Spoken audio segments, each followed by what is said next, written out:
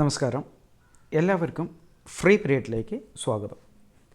ഇന്ന് നമ്മൾ ഡിസ്കസ് ചെയ്യാൻ പോകുന്നത് organisational structure of newspaper എന്ന് പറയുന്ന മൊഡ്യൂളിലെ ജേർണലിസ്റ്റിക് പ്രാക്ടീസിലെ ഒന്നാമത്തെ മൊഡ്യൂളായിട്ടുള്ള organisational structure of newspaper എന്ന് പറയുന്ന ഭാഗത്തിലെ രണ്ടാമത്തെ ഷെഡ്യൂളിലേക്കാണ്. ഷെഡ്യൂളിൻ്റെ പേര് സ്ട്രക്ചർ ഓഫ് എഡിറ്റോറിയൽ ഡിപ്പാർട്ട്മെൻറ്റ് എന്നുള്ളതാണ്. സ്ട്രക്ചർ ഓഫ് എഡിറ്റോറിയൽ ഡിപ്പാർട്ട്മെൻറ്റിൽ ആരൊക്കെയാണ് ഏറ്റവും ഇമ്പോർട്ടൻ്റ് ആയിട്ടുള്ള റോളുകൾ വഹിക്കുന്നത്, അവരുടെ ഏറ്റവും ഇമ്പോർട്ടൻ്റ് ആയിട്ടുള്ള ഫീച്ചേഴ്സ് എന്തൊക്കെയാണ് തുടങ്ങിയുള്ള കാര്യങ്ങളാണ് നമ്മളൊന്ന് ഡിസ്കസ് ചെയ്യുന്നത്. ആദ്യമായിട്ട് നമ്മൾ പറയുന്നത് ചീഫ് എഡിറ്ററാണ്. Chief editor also known as editor in chief.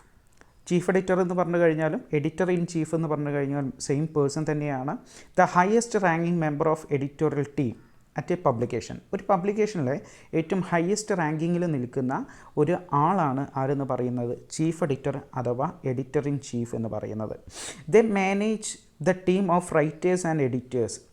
റൈറ്റേഴ്സും എഡിറ്റേഴ്സുമായിട്ടുള്ള ഒരു ടീമിനെ മാനേജ് ചെയ്യുന്ന ഒരു റോളാണ് ആർക്കുള്ളത്, chief എഡിറ്റർക്കുള്ളത്.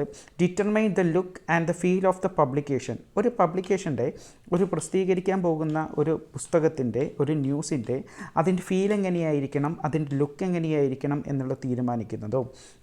Decide what to publish and oversee the publication's operations and policies. എന്തൊക്കെയാണ് ആ പബ്ലിക്കേഷനിൽ പബ്ലിഷ് ചെയ്യേണ്ടതെന്ന് തീരുമാനിക്കുന്നതും ആ പബ്ലിക്കേഷനിൽ നടക്കുന്ന എല്ലാവിധ പ്രവർത്തനങ്ങൾ കോർഡിനേറ്റ് ചെയ്യുന്നതുമായിട്ടുള്ള ലീഡർ എന്ന് പറയുന്നത് ആരാണ്, ചീഫ് എഡിറ്ററാണ്. മാത്രമല്ല an editor in chief may work for A news paper. ഒരു ചീഫ് എഡിറ്റർ എന്ന് പറയുന്നത് മേ ബി ഒരു ന്യൂസ് പേപ്പറിന് വേണ്ടി ഉള്ളതായിരിക്കാം, ഒരു മാഗസിന് വേണ്ടിയുള്ളതായിരിക്കാം, ഒരു ബുക്ക് പബ്ലിഷ് ചെയ്യുന്ന ഒരു ബ്രോഡ്കാസ്റ്റിംഗ് ചാനൽ അല്ലെങ്കിൽ ഒരു പബ്ലിക്കേഷന് വേണ്ടിയുള്ളതായിരിക്കാം, അല്ലെങ്കിൽ ഒരു അക്കാദമിക് ജേർണലിന് വേണ്ടിയുള്ളതായിരിക്കാം. അക്കാദമിക് ജേർണൽ എന്ന് പറഞ്ഞു കഴിഞ്ഞാൽ ഓരോ വിഷയങ്ങൾക്ക് ഓരോ സബ്ജക്റ്റുകൾക്ക് വേണ്ടിയിട്ട് തയ്യാറാക്കുന്ന ജേർണലുകളാണ് അക്കാദമിക് ജേർണൽ എന്ന് പറയുന്നത്. അപ്പോൾ സ്വാഭാവികമായിട്ടും ഇത് രണ്ട് രീതികളിലുണ്ട്. സ്വാഭാവികമായിട്ടും നമുക്കറിയാം ഇന്ന് പ്രിൻറ്റ് മീഡിയ ഉണ്ട്, അതുപോലെ തന്നെ ഇലക്ട്രോണിക് മീഡിയകളും അവൈലബിൾ ആണ്. അപ്പോൾ ഡിജിറ്റൽ ആൻഡ് ഫിസിക്കൽ പ്രിൻറ്റിന് വേണ്ടിയിട്ടുള്ള ഒരു കമ്പനിക്ക് വേണ്ടി വർക്ക് ചെയ്യുന്ന ആളുകളും കൂടിയായിരിക്കാം ആരെന്ന് പറയുന്നത് ചീഫ് എഡിറ്റർ. ഇപ്പോൾ ഉദാഹരണത്തിന് മലയാള മനോരമ എന്ന് പറയുന്ന ന്യൂസ് പേപ്പർ അതൊരു പബ്ലിക്കേഷനാണ്. മലയാള മനോരമ എന്ന് പറയുന്ന ന്യൂസ് പേപ്പറിന് സ്വാഭാവികമായിട്ടും ഒരു പ്രിൻ്റഡ് ആയിട്ടുള്ള എഡിഷനുണ്ട്, അതിന് ഓൺലൈൻ എഡിഷനും കൂടിയുണ്ട്. അപ്പോൾ ഓൺലൈൻ എഡിഷന് വേണ്ടിയിട്ടും ഒരു ചീഫ് എഡിറ്റർ ഉണ്ടായിരിക്കാം, അതുപോലെ തന്നെ പ്രിൻറ്റിംഗ് സെക്ഷന് വേണ്ടിയിട്ട് പ്രിൻറ്റിംഗ് ന്യൂസ് പേപ്പറിന് വേണ്ടിയിട്ട് എന്ത് ചെയ്യാം, ഒരു ചീഫ് എഡിറ്റർ ഉണ്ടായിരിക്കാം. അപ്പോൾ എഡിറ്റർ ഇൻ ചീഫ് എന്ന് പറഞ്ഞു കഴിഞ്ഞാലും ചീഫ് എഡിറ്റർ എന്ന് പറഞ്ഞു കഴിഞ്ഞാലും സെയിം തന്നെയാണ് എന്നുള്ളത് ഓർക്കുക. ഓക്കെ, രണ്ടാമത്തത് എഡിറ്റർ ഇൻ ചീഫ് റെസ്പോൺസിബിലിറ്റീസ് ആണ്. ഒരു എഡിറ്റർ ഇൻ ചീഫിൻ്റെ റെസ്പോൺസിബിലിറ്റീസ്, ചുമതലകൾ, ഉത്തരവാദിത്തങ്ങൾ എന്തൊക്കെയാണ് എന്നുള്ളതാണ് പറയുന്നത്. ഒന്നാമത്തത് hiring and developing writers, junior editors and senior editors. Higher ചെയ്യുക എന്ന് വെച്ച് കഴിഞ്ഞാൽ എന്താ, അവരെ ജോലിക്ക് എടുക്കുക അല്ലെങ്കിൽ ജോലിയിലോട്ട് നിയമിക്കുക. അതുപോലെ തന്നെ ഡെവലപ്പ് ചെയ്യുക എന്ന് പറഞ്ഞു കഴിഞ്ഞാൽ പുതുതായിട്ട് ജോലിയിലോട്ട് വരുന്ന ആളെ അവർക്ക് ഓരോ ടാസ്കുകൾ നൽകിക്കൊണ്ട് ആ ജോലിയിൽ കൃത്യമായിട്ട് ഉപയോഗപ്പെടുത്തുക, യൂട്ടിലൈസ് ചെയ്യുക എന്നുള്ള ഡ്യൂട്ടി.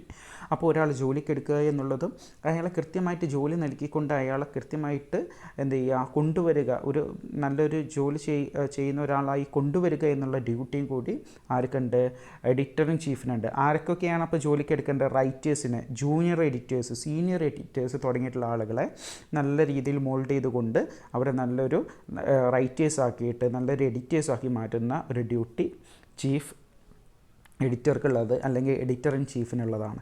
രണ്ടാമത്തത് approving the publication's layout, design, style and tone എന്ന് വെച്ച് കഴിഞ്ഞാൽ ഒരു ആ പബ്ലിക്കേഷനിൽ അവർ ഡിസൈൻ ചെയ്യുന്ന ഒരു ലേഔട്ട്, പത്രം പ്രിൻ്റ് അടിക്കുന്ന സമയത്തുള്ള അതിൻ്റെ ലേഔട്ടുകൾ, മാഗസിൻ്റെ ലേഔട്ടുകൾ, അതിൻ്റെ ഡിസൈൻസ് എങ്ങനെയൊക്കെ ആയിരിക്കണം, ഏത് സ്റ്റൈലിൽ ആയിട്ടായിരിക്കണം അത് പബ്ലിക്കേഷൻ ചെയ്യേണ്ടത്, അതിൻ്റെ കളർ ടോണുകളായാലും മറ്റു ടോണുകളൊക്കെ ഏത് രീതിയിൽ കൊടുക്കണം എന്നുള്ളതൊക്കെ ഫൈനൽ ഡിസിഷൻ എടുക്കുന്നത് എഡിറ്ററിന് ചീഫായിരിക്കും. And third point reviewing written content for spelling and grammar errors എന്ന് വെച്ച് കഴിഞ്ഞാൽ നമുക്കൊരു ന്യൂസ് കിട്ടുന്നു അല്ലെങ്കിൽ ഒരു ആർട്ടിക്കിൾ കിട്ടുന്നു, ആ ആർട്ടിക്കിൾ ന്യൂസ് കിട്ടിക്കഴിഞ്ഞതിന് ശേഷം അത് കൃത്യമായിട്ട് ഒന്നുകൂടി റീഡ് ചെയ്യുന്നു, ഒന്നുകൂടി വായിച്ച് നോക്കുന്നു, അതിൽ എന്തെങ്കിലും സ്പെല്ലിംഗ് മിസ്റ്റേക്കുകളുണ്ടോ, ഗ്രാമർ മിസ്റ്റേക്കുകളുണ്ടോ തുടങ്ങിയിട്ടുള്ള എല്ലാവിധ ഫൈനൽ ചെക്കിങ് നടത്തുന്നത് എഡിറ്റർ ഇൻ ചീഫായിരിക്കും. ദെൻ നെക്സ്റ്റ് പോയിൻ്റ് എന്ന് പറയുന്നത് fact checking information in articles and stories. അതായത് ഒരു ന്യൂസ് പേപ്പേഴ്സിലായിക്കോട്ടെ ഒരു മാഗസിൻസിലായിക്കോട്ടെ ആർട്ടിക്കിൾസും സ്റ്റോറീസും ഒക്കെ നമ്മൾ കൊടുക്കാറുണ്ട്.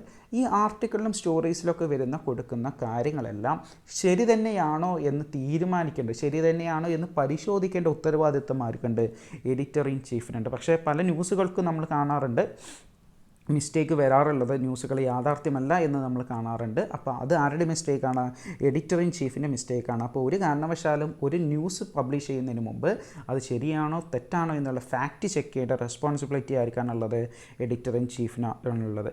ആൻഡ് ലാസ്റ്റ് പോയിൻ്റ് എന്താണ്? Provide suggestions for edits when needed. എന്താണ്?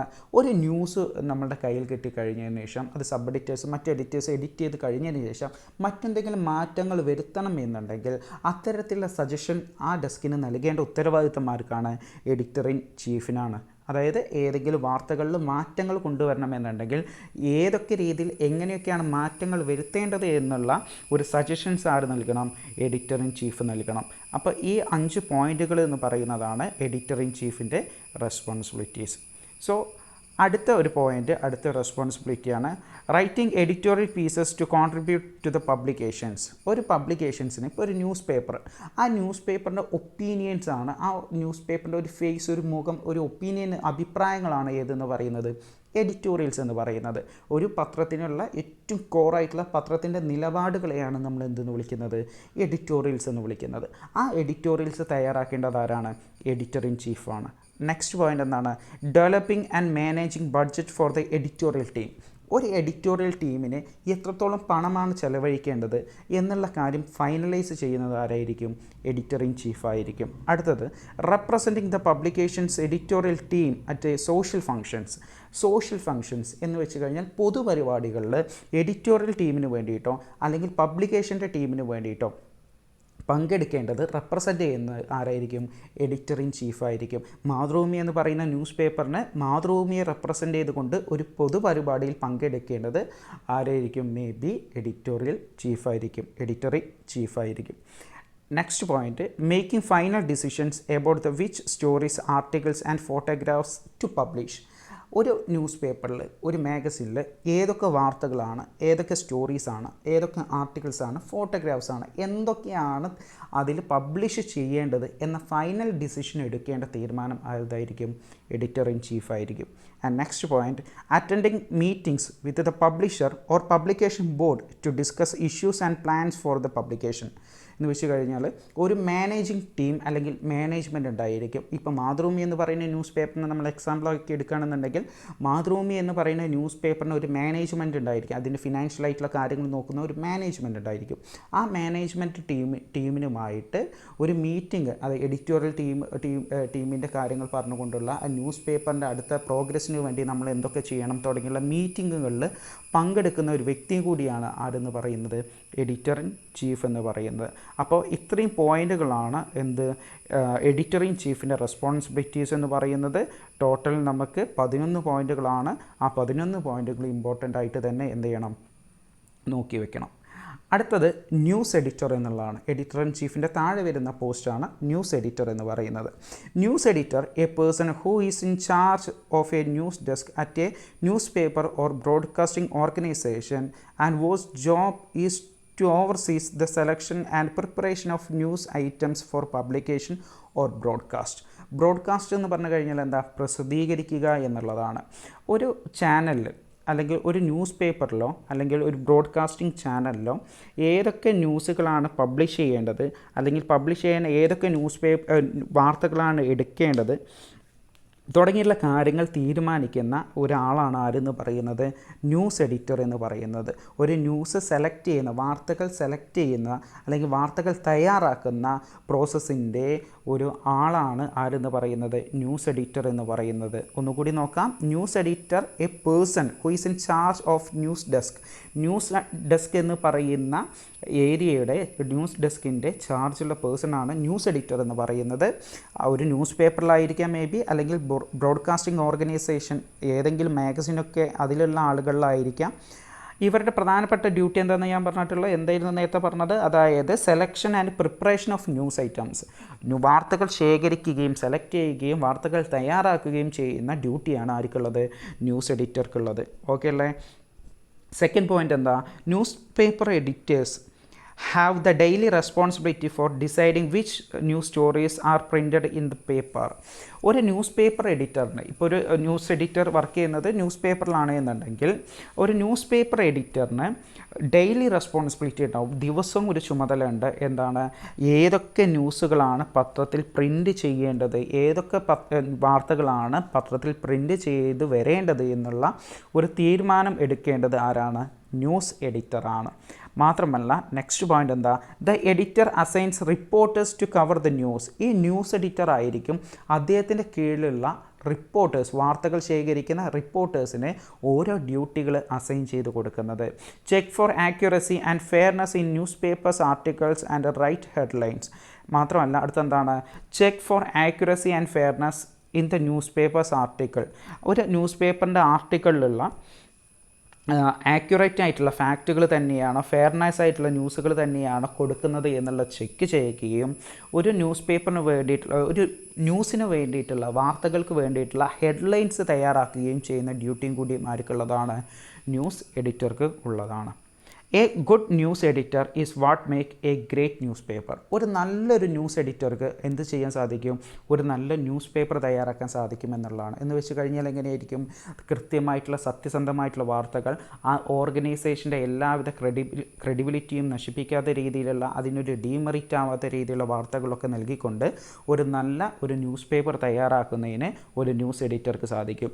നെക്സ്റ്റ് പോയിൻ്റ് എന്താ, A news editor is consultation with the chief reporter will decide what news stories should be covered and in what detail. ഒരു news editor എല്ലാ സമയങ്ങളിലും chief റിപ്പോർട്ടേഴ്സുമായിട്ട് എപ്പോഴും ഉണ്ടാവും ഒരു consultation, രണ്ടുപേരും പരസ്പരം അങ്ങോട്ടും ഇങ്ങോട്ടും എല്ലാ സമയത്തും കമ്മ്യൂണിക്കേറ്റ് ചെയ്തുകൊണ്ടേയിരിക്കും. എന്തിനു വേണ്ടിയിട്ടാണ്, will decide what news stories should be covered in what detail. ഏതൊക്കെ വാർത്തകൾ ഏതൊക്കെ ഡീറ്റെയിലുകൾ നൽകിക്കൊണ്ടാണ് റിപ്പോർട്ട് ചെയ്യേണ്ടത് എന്ന് തീരുമാനിക്കുന്നതിന് വേണ്ടിയിട്ട് ഒരു ന്യൂസ് എഡിറ്ററും ഒരു ചീഫ് എഡിറ്ററും തമ്മിൽ എപ്പോഴും കോൺടാക്റ്റ് ചെയ്തുകൊണ്ടേയിരിക്കും. മാത്രമല്ല he or she has the power to stop printing of a newspaper in order to accommodate an important fast breaking news story.